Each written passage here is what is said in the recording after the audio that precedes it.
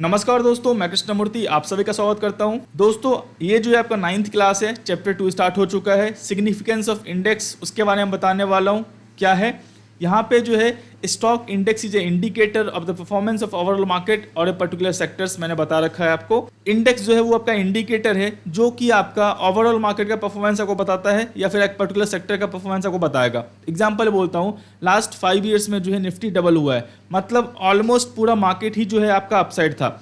अगर वहाँ पे आप देखोगे फार्मा सेक्टर्स या ऑटो सेक्टर्स वो परफॉर्म नहीं किया है, तो सिंपल सी बात है, यहाँ से आप देख सकते हो कि इंडिया का जो है लास्ट 5 ईयर्स का जो है रिटर्न कैसा है, मतलब ओवरऑल मार्केट या फिर मान लो जीडीपी या फिर मान लो जो है मूवमेंट कैसा रहा है, वो आप देख सकते हो। ओवरऑल मार्केट से, निफ्टी से, सेंसेक्स से आप उसको मेजरमेंट कर सकते हो, क्योंकि ये ब्रॉड बेस्ड इंडेक्स है, इसमें सारे सेक्टर्स एक साथ चले आते हैं।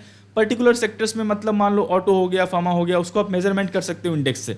चाहे आप ब्रॉड बेस से करो कि परफॉर्म कैसा किया है, या उसी सेक्टर के आप उसके इंडेक्स से, जैसे मान लो ऑटो सेक्टर को मेजरमेंट करना है तो निफ्टी ऑटो से आप कर सकते हो। अगर मान लो फार्मा सेक्टर आपको करना है तो निफ्टी फार्मा से आप मेजरमेंट कर सकते हो। तो ये एक जो है आपका एक इंडिकेटर है जो परफॉर्मेंस मेजर करता है मार्केट का और एक पर्टिकुलर सेक्टर का। ये सवाल आपको आ सकता है। इसके बाद जो है it serves as a benchmark for portfolio performance. आपने टर्म सुना होगा, बेंचमार्क से ये फंड ने रिटर्न बीट किया है, नहीं बीट किया है, बेंचमार्क से ये स्टॉक ने रिटर्न बीट किया है, नहीं किया है।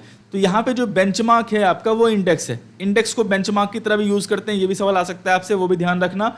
ये जो है मेनली मैनेज पोर्टफोलियो हो गया, जैसे आप इंडिविजुअल पोर्टफोलियो भी आप मैनेज करते हो, आप सेबी रजिस्टर्ड हो या फिर मान लो रिसर्च एनालिस्ट हो, तो आप कर सकते हो, आप गाइडेंस दे सकते हो, उसके हिसाब से आप मेजरमेंट करते हो। तो आपको एक पैरामीटर होना चाहिए, एक मेजरमेंट पैरामीटर होना चाहिए कि मैं किससे मेजर कर रहा हूँ। तो जाहिर सी बात है वहाँ पे आपका इंडेक्स ही आपको मेजरमेंट पैरामीटर होगा। और मिड कैप है तो मिड कैप का इंडेक्स होगा, और लार्ज कैप है तो लार्ज कैप का इंडेक्स होगा।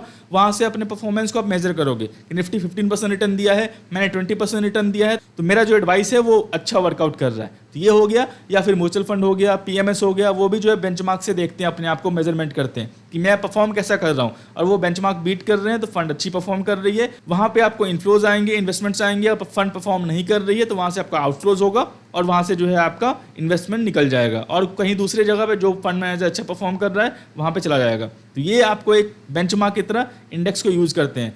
Use the stock index as a measure for evaluation of the performance. बता दिया मैंने आपको। स्टॉक इंडेक्स जैसे मान लो निफ्टी ऑटो है आपका, ऑटो सेक्टर का आपने स्टॉक चूज किया है, आप जो है निफ्टी ऑटो से जो है परफॉर्मेंस मेजर करोगे कि मेरा परफॉर्मेंस जो है कैसा है। इसके बाद जो है it is use as underline for financial application in derivatives. जाहिर सी बात है, डेरिवेटिव में ये अंडरलाइन का काम करता है। निफ्टी और 50 खरीदते हो तो इंडेक्स को एज ए अंडरलाइन मानते हैं, क्योंकि वहाँ पे आप फ्रैक्शन में स्टॉक्स नहीं ले सकते। तो अंडरलाइंग आपका जो है वो इंडेक्स ही आता है आपका निफ्टी 50 का जो है, वो जैसा मूवमेंट देगा आपको डेरिवेटिव में भी उसके हिसाब से जो प्राइस आपका मूवमेंट करेगा, चाहे वो फ्यूचर का हो चाहे वो आपका ऑप्शंस का हो। ये भी चीज़ समझ गए। इसके बाद जो है various products in OTC, over the counter and exchange traded market are based on indices and underlying assets. बहुत सारे ऐसे प्रोडक्ट हैं जो इंडेक्स को, इंडिसेस को जो है वो अंडरलाइंग एसेट मानते हैं। मान लो कोई प्रोडक्ट डिजाइन किया ओटीसी में, या फिर मान लो निफ्टी 50 हो गया, बैंक निफ्टी हो गया, आप उसमें ट्रेड करते हो तो उसका अंडरलाइंग क्या होता है? निफ्टी 50 का अंडरलाइंग, निफ्टी 50 का इंडेक्स है आपका। बैंक निफ्टी का अंडरलाइंग क्या है? बैंक निफ्टी का जो है आपका इंडेक्स है। तो सिंपल सी बात है, ये भी चीज समझ गए। यहाँ पे देख लो, the broad indices are expected to capture the overall behaviour movement in the market. Broad indices का मतलब क्या होता है? यहाँ पे आपको सारे सेक्टर्स मिल जाएंगे। एक तरह से मार्केट में जितने भी आपको सेक्टर्स अवेलेबल हैं सारे मिल जाएंगे आपको। निफ्टी 50 में आपको जो है सारे सेक्टर्स अवेलेबल हैं। निफ्टी 500 में आपको large cap, mid cap, small cap के सारे सेक्टर्स अवेलेबल हैं। अगर मान लो वो परफॉर्म कर रहा है तो आप एक्सपेक्ट कर सकते हो मार्केट परफॉर्म कर रहा है, या मार्केट परफॉर्म जो है, मार्केट जो है बुलिश है।